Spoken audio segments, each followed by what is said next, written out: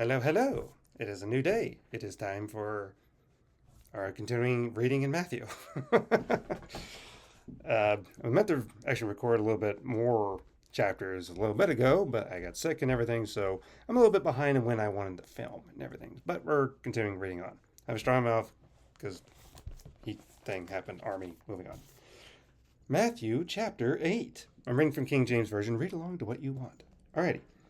Jesus heals a leper. I don't know why my screen is kind of bad. I've tried adjusting it and everything.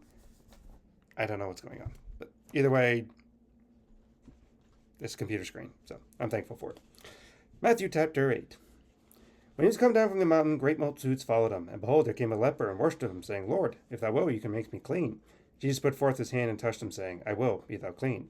Immediately his leprosy was cleansed. And Jesus said unto him, See thou tell no man, but go your way, show yourself unto the priests, and offer your gift that Moses commanded, for a testimony unto them. And when Jesus was entered into Capernaum, there came unto him a centurion, beseeching him, and saying, Lord, my servant lies at the home of sick of the palsy, grievously tormented.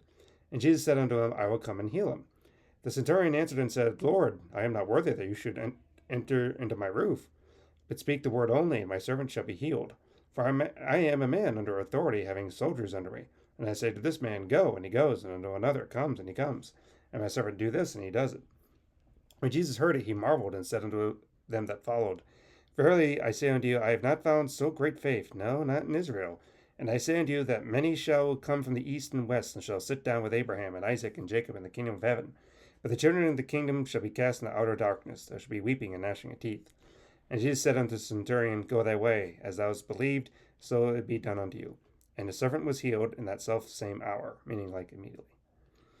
And when Jesus was come into the Peter's house, he saw his wife's mother laid and sick of a fever. And he touched his hand, and the fever left her, and she arose and ministered unto them. And when the evening was come, they brought unto him many that were possessed with devils. And he cast out the spirits with his word, and he healed all that were sick, that might be fulfilled which was spoken by Isaiah the prophet, saying, He himself took on our infirmities, and bare our sicknesses. Now when Jesus saw great multitudes about him, he gave commandment to depart to the other side. And a certain scribe said unto him, Master, I'll follow wherever you go. And Jesus said unto him, The foxes have holes, and the birds of the air have nests, but the Son of Man has not to where to lay his head. And another of his disciples said unto him, Lord, suffer me first to go bury my father. And he said unto him, Follow me, and let the dead bury their dead. And when he was entered into a ship, his disciples followed him. And behold, there arose a great tempest in the sea, insomuch the ship was covered with the waves, and he was asleep. That's why I have to make sure you read correctly.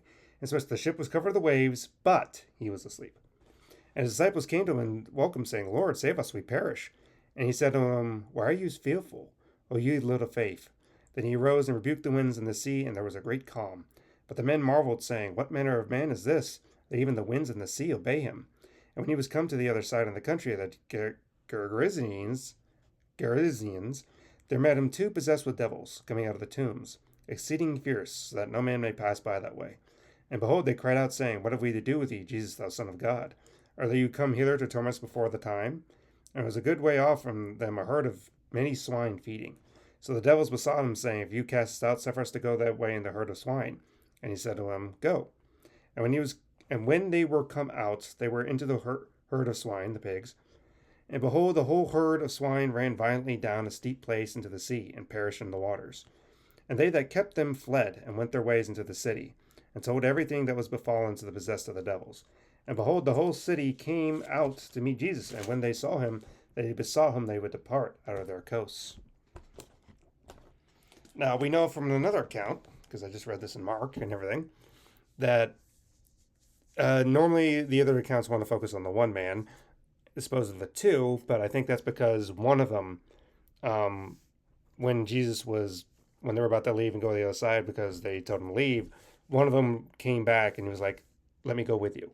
Probably the main one, I'd say with Legion or whatever, but he wanted to go with him, and of course Jesus told him, No, go home and tell what your friends has done with you, what the Lord has done for you. And that being spread and everything is what opens up, going to Gerizim, I can't say it, the other side again. So don't say it's the last time he's been to Gerizim. It helps out and everything. Of course, the Centurion story is always good. Personal idea about that, but alrighty. Well, this was day 8. We'll see you tomorrow for day 9. Goodbye.